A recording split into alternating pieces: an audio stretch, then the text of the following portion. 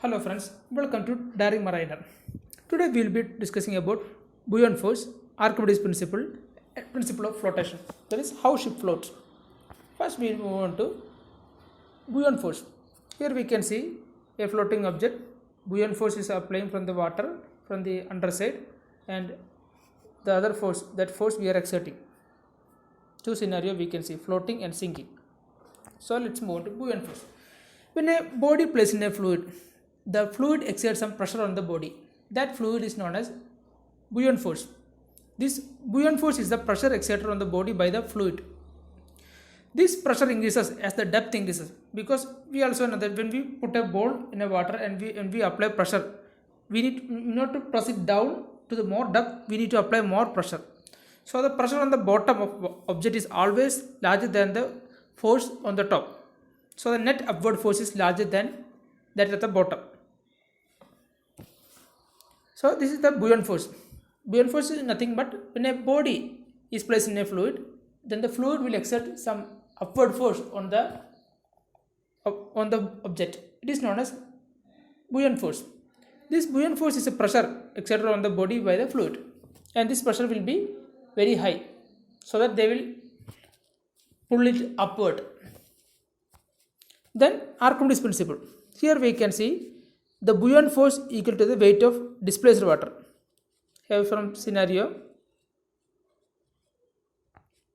Archimedes principle states that the upward buoyant force exerted on a body in fluid, whether fully or partially submerged, will be equal to the weight of fluid that body displaces.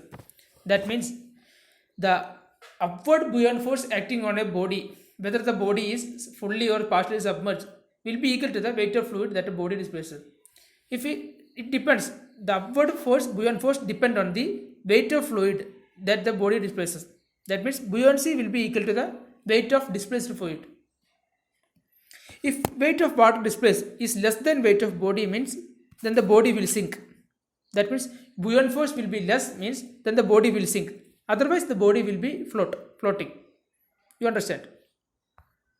Then buoyancy in the sense of or flotation, floating. That is principle of flotation. We understand from the underside we can say have a force known as buoyant force. From the up there is weight of object, mainly mg, mass into gravity. That is the force that we are applying from the upper side. From the down it will have upward force to pull it up. That is known as buoyant force from inside the water. So how ship floats? When a body displays weight of water equal to its own weight, it will float. That means this is often known as principle of flotation. That means weight of a floating body will be equal to weight of fluid displayed by the submerged part. You understand? The weight of floating body will be equal to the weight of the fluid it displaces by the submerged part. That is the principle of flotation. A ship displaces weight of fluid equal to its own weight. If a ship has 30,000 tons or 40,000 tons that weight, then it will displace equal amount of water to that much weight. It will get displaced. Every ship must be designed to displace weight of fluid equal to its own weight, like I mentioned. Then thank you.